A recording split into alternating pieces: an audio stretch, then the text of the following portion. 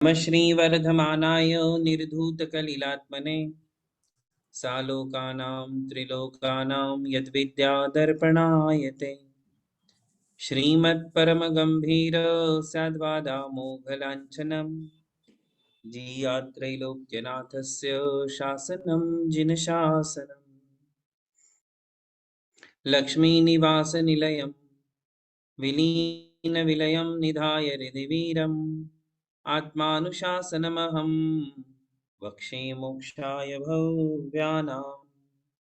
पंच परमेष्टि भगवान की जय। नमोकार महामंत्र की जय। वर्तमान जिन शासन नायक श्री महावीर भगवान की जय। परम पूज्य आचार्य श्री शांति सागर जी महाराज की जय। परम पूज्य आचार्य श्री गुणभद्र महामुनिराज की जय। परम पूज्य आचार्य श्री प्रज्ञा श्रमण आचार्य गुरुवर देवनंदी जी महाराज की जय। श्रीमद् जैन धर्म की जय। जय बोलिए परम पूज्य मुनि श्री अमोक कीर्ति जी महाराज की जय।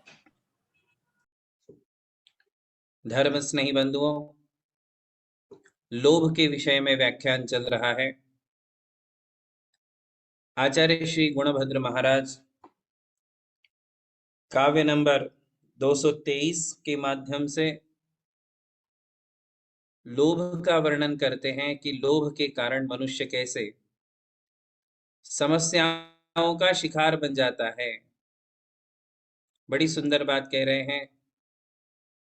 वनचर भयात धावन देवालता कुल बालधि किल जड़त या लोलो बाल व्रजे विचलम स्थित वतस चमर स्तेन प्राणैरपि प्रवियोजित परिणत तृषां प्रायेणैवं विधाहि विपत्तयः। संस्कृत भाषा के अलग अलग छंद होते हैं। संस्कृत में जब पद्य रचनाएं होती हैं तो उसमें एक छंद शास्त्र होता है। छंद शास्त्र के आधार से अलग अलग छंदों के माध्यम से आचार्य अपनी पद्य रचना करते हैं। अभी जिस काव्य को पढ़ा है ये मंदाक्रांता छंद में लिखा गया काव्य है। जैसे भक्तामर स्तोत्र वसंत तिलका छंद में लिखा गया है, इसी प्रकार के अनेक छंद होते हैं। शांति भक्ति शार्दूल विक्रीडित छंद में लिखी गई है।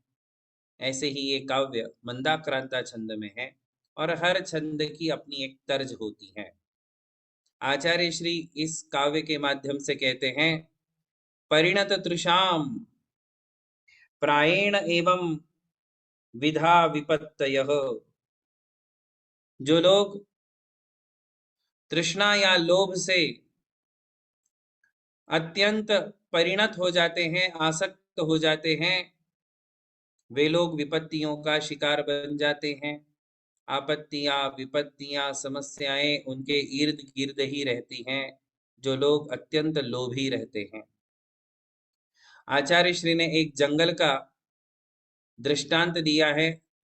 जंगल में देखिए काव्य की तरफ, वनचर भयात भावन देवाल लता कुल बालधि। एक हिरण की बात इसमें कही है कि वनों में भ्रमण करने वाला एक हिरण है और उस हिरण के पीछे सिंह या भील लगे हुए हैं। वह हिरण अपनी जान बचाने के लिए तेजी से भाग रहा है। पीछे या तो शेर है या तो पीछे उसके भील लगे हुए हैं जो उसका शिकार चाहते हैं, और इन दोनों के भय से वह हिरण जो है भाग रहा है। भागते समय होता यह है कि अचानक कांटों की झाड़ी में उसकी पूंछ अटक जाती है, पूंछ के बाल अटक जाते हैं, पूंछ के बाल उसके अटक गए। अब ऐसा होने पर उस हिरण को क्या करना चाहिए कि वहां पूंछ की ओर ध्यान ना दे करके, अथवा पूंछ के जो बाल अटक गए हैं वो बाल टूट जाएंगे, रह जाएंगे, चल जाएगा, किंतु अपनी जान को जोखिम में डालना नहीं चाहिए। अपने आप को शेर से और भील से बचाने का प्रयास करना चाहिए। किंतु होता यह है कि अक्सर ये हिरण अपनी पूंछ के बालों में उनकी बहुत ज्यादा आसक्ति होती है। जैसे कई महिलाओं को अपने बालों में आसक्ति होती है कि मेरे बाल, मेरे बाल, मेरे बाल। उन बालों के चक्कर में दिन के कई घंटे और अपने जीवन के कई वर्ष बालों के चक्कर में ही वो बिता देती है। इसी प्रकार वह हिरण जो है अपनी पूंछ की बालों की रक्षा के लिए कि नहीं, मैं एक भी बाल टूटने नहीं दूंगा या दूंगी, हिरण हो, हिरणी हो, अपने पूंछ के बालों में उसको बहुत प्रेम होता है, अत्यंत प्रेम होता है, और उसकी रक्षा में वह प्रयास करती हैं कि निकल जाए, निकल जाए, कांटों में से ये सारे बाल निकल जाए और मेरे साथ ये बाल चले जाए। और दूसरी तरफ शेर या भील का अ, धावा उसकी तरफ होता है, किंतु उस पूंछ की बालों के लोभ में, ये भी एक प्रकार का लोभ है, आसक्ति है, तृष्णा है। किसी भी एक वस्तु के प्रति जो हमारे हमारा अत्यंत आसक्ति का भाव होता है वह भी लोभ ही है। आचार्य कहते हैं उन बालों की रक्षा के लिए वह हिरण वहीं खड़ा हो जाता है और फिर सिंह और भील आदि आकर के उसके प्राण पखेरु उड़ा करके ले जाते हैं। बाल महत्वपूर्ण थे या प्राण महत्वपूर्ण थे, बात ये है। धर्म स्नेही बंधुओं, बस इसी बात को हमें अपने जीवन में लगाना है कि कोई भी वस्तु का लोभ कहीं हमारे स्वास्थ्य को ना खराब कर दे, किसी भी वस्तु का लोभ कहीं हमारे संबंधों को खराब नहीं कर दे, किसी भी वस्तु का लोभ कहीं हमारे प्राणों को धोखे में नहीं डाल दे, कहीं वह मृत्यु का कारण न बन जाए। इसलिए आचार्य श्री ने ये काव्य लिखा है कि अधिक हानि और अधिक लाभ, अधिक लाभ किसमें है और अधिक हानि किसमें है। हानि और लाभ का जो विचार हम व्यापार में करते हैं, जीवन में भी हमेशा करते रहना चाहिए। और कहाँ किस बात की अहमियत है, कहाँ कौन सी बात की जरूरत है, कौन सी बात अत्यंत आवश्यक है, इस बात को हमेशा हमारे लिए समझना चाहिए। कल मैंने जो बात कही थी वो अधूरी रह गई थी और कईयों के समझ में नहीं आई थी शायद, इसलिए पुनः एक बार बता देता हूं। मैंने कहा था कि शरीर में 5 स्थान हैं। एक सिर का स्थान है, एक कंधे का स्थान है, एक कमर, एक घुटना और एक चप्पल का स्थान है, पैर।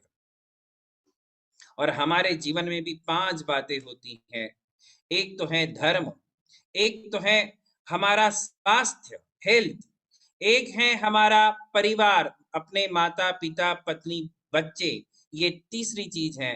चौथी चीज है पैसा और पांचवी चीज है भोग विलास। इनमें से किसको कौन सा स्थान देना चाहिए, ये हमें सुनिश्चित करना चाहिए। कहीं भी भोग और विलास या पैसा, ये इतने अधिक, भोग का अर्थ ही है कि जो हमारे लिए इंद्रियों के विषयों में आसक्ति होती है, अत्यंत गाढ़ा प्रेम होता है किसी भी वस्तु को लेकर के, खाने पीने की वस्तु को लेकर के, या किसी घूमने फिरने की वस्तु को लेकर के, या किसी एक वस्तु का नशा, व्यसन, व्यसन को लेकर के। कहीं हम धर्म को, कहीं हम अपने स्वास्थ्य को, कहीं हम अपने परिवार को ना धो बैठे, इनसे ना दूर हो जाए। इन तीनों के ऊपर कभी हमारे लिए किसी वस्तु को नहीं रखना चाहिए। वस्तु महत्वपूर्ण नहीं है, हमारा परिवार महत्वपूर्ण है। वस्तु महत्वपूर्ण नहीं है, हमारा स्वास्थ्य महत्वपूर्ण है। वस्तु महत्वपूर्ण नहीं है, हमारा धर्म महत्वपूर्ण है। तन दे धन दे तन को राखिए, तन दे रखियो लाज। कितनी सुंदर बात कही है, देखिए आप इस पर भी जरा विचार करें। धन दे तन को राखिए, धन दे तन को राखिए, तन दे रखियो लाज। धन दे तन दे लाज दे, एक धर्म के काज। क्या बात बताई है नीतिकार ने, दोहा लिखने वाले ने, कितनी सुंदर बात लिखी है।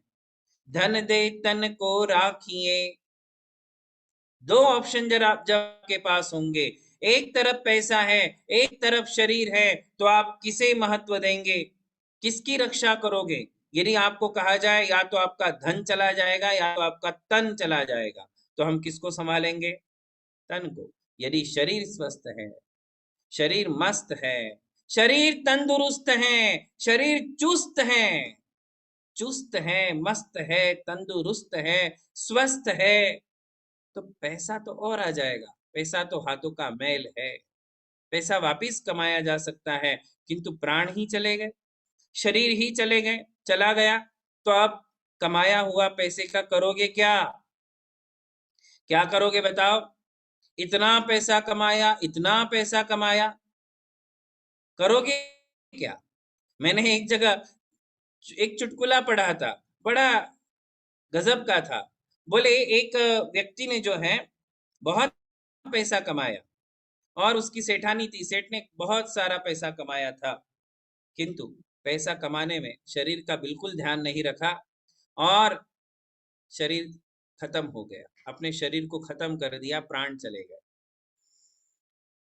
पत्नी जवान थी, चला गया, क्या किया जाए, पैसा बहुत है। उसने अपने ही घर में काम करने वाले जवान नौकर के साथ शादी कर ली।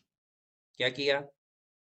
अपने ही घर में काम करने वाले जवान नौकर, नौकर जवान था और दिखने में अच्छा था, उसी से शादी कर ली और उसी घर में रहने लगी। वो जो सेठ ने कमाई हुई गड़गंज संपत्ति थी, ये दोनों मिलकर के उपभोग करने लग गए। एक दिन वो जो नौकर था वो अपनी पत्नी को यानी उस सेठानी को कहता है कि मैं लाइफ टाइम ये सोच रहा था कि मैं अपने मालिक के लिए पैसा कमा रहा हूं, किंतु आज समझ में आया कि मालिक मेरे लिए पैसा कमा रहा था। क्या समझ में आया? बोले मुझे ऐसा लगा कि तो मैं तो मालिक के लिए काम कर रहा हूं, किंतु मुझे ऐसा समझ में आया कि मालिक मेरे लिए काम कर रहा था, सब छोड़ के मेरे लिए रख करके चला गया। धर्म स्नेही बंधुओं, ऐसी भी हालत होती है। इसलिए नीतिकार कह रहे हैं धन दे तन को राखिए, हम शरीर को ना बिगाड़े, शरीर को अच्छा रखे। आज इतनी बीमारियां हैं, इतनी बीमारियां हैं, छोटी उम्र से बीमारियां लग रही हैं और फिर भी पैसे के पीछे दौड़ रहे हैं। धर्म स्नेही बंधुओं, स्वास्थ्य से बढ़कर के भी कोई सुख हो सकता है? बताइए। हम इतना पैसा कमाते हैं, शरीर को खराब कर देते हैं और फिर शरीर को सुधारने के लिए खूब पैसा गवाते हैं। करोड़ों कमाते हैं, शरीर को बिगाड़ते हैं और फिर शरीर को स्वास्थ्य देने के लिए डॉक्टरों को करोड़ों गवा देते हैं। ऐसा घाटे का सौदा किस काम का है? हमारे लिए शरीर का ध्यान रखना चाहिए। आप धर्म करते हो या नहीं करते हो, किंतु कम से कम अपने शरीर का तो ध्यान रखो। छोटी उम्र में 40-40 साल की उम्र में हार्ट के पेशेंट बन जाते हैं, बीमारियों के शिकार हो जाते हैं, शुगर लग जाती हैं, बीपी लग जाती हैं, कोलेस्ट्रॉल आ जाता है, कितनी सारी बीमारियां लगा रहे हैं। पीठ की बीमारी लग जाती हैं, सीधे नहीं बैठ पाते हैं, झुक नहीं पाते हैं, ढंग से बैठ नहीं पाते हैं। ये बीमारियां आज बढ़ती ही जा रही हैं। कहीं ऐसा तो नहीं कि हम पैसे को अहमियत दे रहे हैं और स्वास्थ्य को खो रहे हैं। आचार्य कहते हैं धन दे तन को राखिए, तन दे रखियो लाज। और जब दो बातें आती हैं कि शरीर को रखूं या अपने स्वाभिमान को रखूं, अपनी लज्जा, लज्जा का मतलब है अपना स्वाभिमान, क्या मैं अपने स्वाभिमान की रक्षा करूं या पैसे की रक्षा करूं, शरीर की रक्षा करूं? तो आचार्य कहते हैं शरीर को छोड़ दे, किंतु स्वाभिमान को कभी नहीं छोड़ना। स्वाभिमान को खो करके शरीर की रक्षा नहीं करना चाहिए। यदि कहीं आपके ऊपर ऐसा प्रसंग, आज तो किसी पर नहीं आता है, किंतु एक जमाना था जब मुगल साम्राज्य था या ब्रिटिश साम्राज्य था और उनके समय में हमारे स्वाभिमान को ठेस पहुंचाई जाती थी, स्वाभिमान को चूर्ण किया जाता था, तब लोग अपनी जान दे देते थे, किंतु अपने स्वाभिमान को, अपने देशाभिमान, राष्ट्र के अभिमान, धर्म का अभिमान, उस गौरव को कभी नहीं छोड़ते थे, प्राण छोड़ देते थे। आज तो ऐसी कोई विकट समस्या देखने में नहीं आती है, किंतु यदि कहीं ऐसा होता है तो आचार्य कहते हैं धन भी छोड़ दो, तन भी छोड़ दो, स्वाभिमान कभी छोड़ना नहीं चाहिए। स्वाभिमान का मतलब है अपना सेल्फ रिस्पेक्ट, अहंकार की सुरक्षा करने के लिए नहीं कह रहे, अहंकार नहीं, अभिमान नहीं, किंतु अपनी सेल्फ रिस्पेक्ट, अपनी इज्जत, अपना स्वाभिमान, इसकी रक्षा हमारे लिए करना चाहिए और शरीर को छोड़ देना चाहिए। किंतु तीसरी बात जो बता रहे वो अति महत्वपूर्ण है। आचार्य कहते हैं, धन दे तन दे लाज दे, एक धर्म के काज। जब धर्म की बात आती है तो आचार्य कहते हैं, धन देना पड़े धन दे दो, तन देना पड़े तन दे दो, स्वाभिमान छोड़ना पड़े स्वाभिमान छोड़ दो, किंतु धर्म की रक्षा करो। धर्म के मायने हैं देव शास्त्र गुरु। देव शास्त्र गुरु की रक्षा करो, तीर्थों की रक्षा करो, आयतनों की रक्षा करो, परंपरा की रक्षा करो, पूर्वाचार्यों की रक्षा करो, जिनाज्ञा की रक्षा करो। उसके लिए आपको धन देना पड़े धन दे दो, शरीर देना पड़े, सेवाएं, परिश्रम करना पड़े, कष्ट करना पड़े। शरीर देने का मतलब क्या? प्राण नहीं देना है। शरीर देने का मतलब है आपको अपनी शारीरिक सेवाओं को देना पड़े, समय देना पड़े, समय दो, धन दो, समय दो, सेवाएं दो, और लाज भी देनी पड़े तो लाज दे दो कि मुझे कोई लाज नहीं है। देव शास्त्र गुरु तीर्थ धर्म परंपराओं की रक्षा के लिए मुझे यदि अपना स्वाभिमान भी खोना पड़े तो मैं अपना स्वाभिमान छोड़ दूंगा, किंतु धर्म की रक्षा करूंगा। कौन कर सकता है ये सब? ये सब वो व्यक्ति कर सकता है जो महत्व देता है देव शास्त्र गुरु को, जो महत्व देता है धर्म को। अपने मेरे जीवन में धर्म से ऊपर कोई नहीं, धर्म से ऊपर कोई भी नहीं। सबसे पहले धर्म, मेरे देव शास्त्र गुरु, मेरी परंपरा, मेरे तीर्थ, मेरी जिनवाणी, मेरे पूर्वाचार्य, इनसे ऊपर मेरे लिए कोई नहीं है। ये पहला स्थान होना चाहिए अपने जीवन का। इनको सिर पे रखना चाहिए। सिर पे रखने का मतलब इनको अहम स्थान देना चाहिए। फर्स्ट, पहला स्थान दे इनके लिए, और फिर दूसरा स्थान दे अपने परिवार, अपने हेल्थ को, अपने स्वास्थ्य को। क्योंकि स्वास्थ्य ही नहीं होगा तो ना धर्म कर पाएंगे ना परिवार को संभाल पाएंगे। इसलिए अपने स्वास्थ्य को भी अच्छे से मजबूत बनाए रखे। तीसरा स्थान दे अपने परिवार को, समय दे परिवार को। आज हम इतना पैसे के पीछे या फिर वस्तुओं के, मटेरियल के पीछे इतना भागते हैं कि अपनी पत्नी को, अपने बच्चों को, अपने माँ बाप को हम समय तक नहीं दे पाते हैं। बूढ़े बुजुर्ग हैं उन्हें थोड़ा समय दे, अपनी पत्नी है उसे थोड़ा समय दे, अपने बच्चे हैं उन्हें भी अपना समय दे। हम सारा समय यदि व्यापार में ही खो देंगे तो पूरी जवानी चली जाएगी। ना बच्चों को, ना बीवी को, ना माँ बाप को, किसी को समय नहीं दिया, किसी का ध्यान नहीं रखा, किसी के सुख दुख का ध्यान नहीं रखा। आचार्य कहते हैं तीसरे नंबर पे परिवार को भी उतना ही महत्व दो, उतना ही महत्व दो। पहले स्वास्थ्य को और फिर परिवार को, और फिर आप धन को महत्व दो। धन की अहमियत है, धन नहीं होना चाहिए ऐसी कोई बात नहीं, धन तो चाहिए ही चाहिए। धर्म करना है तो भी धन चाहिए, शरीर का स्वास्थ्य सुरक्षित रखना है तो भी धन चाहिए, कभी धन की आवश्यकता पड़ती है बीमारी आने पर, और परिवार की रक्षा के लिए भी धन चाहिए। धन अत्यंत आवश्यक है। अरे भाई, धन का लोभ गृहस्थों को नहीं तो किसको होगा? धन की आवश्यकता एक गृहस्थ को नहीं होगी तो किसको होगी? सर्वाधिक आवश्यकता आपको ही है। धन का भी अपना स्थान है, धन का भी अपना महत्व है। आप धन को ठुकरा नहीं सकते, आप लक्ष्मी का अपमान नहीं कर सकते। लक्ष्मी को भी ससम्मान आपको स्थान देना है, किंतु इतना स्थान नहीं देना है कि उसमें हमारे देव शास्त्र गुरु का अपमान हो जाए, माँ बाप का अपमान हो जाए, बीवी का मन दुख जाए, बच्चे आपसे रूठ जाए। इतना भी महत्व नहीं देना है कि स्वास्थ्य का नुकसान हो जाए। देना है, इन सब को संभालते हुए बिजनेस को भी महत्व दो। अपने दिनचर्या में व्यापार का भी एक स्थान होगा, धनोपार्जन का भी एक स्थान होगा, देना ही पड़ेगा। किंतु उसमें आसक्ति कितनी होनी चाहिए? बात सिर्फ इतनी सी है। यदि हम जीवन के अध्यात्म को समझ लेते हैं, धर्म और अध्यात्म को जो लोग समझते हैं वो मेंटेन करके चलते हैं, संतुलन साध के चलते हैं, बैलेंस बना के रखते हैं अपने जीवन में। और वो इतना बढ़िया, इतना सुंदर बैलेंस, इतना सुंदर संतुलन साधते हैं कि उनके माँ बाप भी उनसे नाराज नहीं, पत्नी भी नाराज नहीं, बच्चे भी नाराज नहीं। जितने सगे संबंधी हैं वो भी नाराज नहीं, समाज भी नाराज नहीं, शरीर भी नाराज नहीं, और धर्म का भी किसी प्रकार से क्षरण नहीं, धर्म भी हो रहा है, परिवार भी हमारे साथ है। ऐसा संतुलित जीवन जीने वाला गृहस्थ वास्तव में अपने गृहस्थी को सार्थक करता है। संतुलित जीवन चाहिए, और उस संतुलित जीवन को कैसे साधा जाए ये आपको निर्णय लेना चाहिए।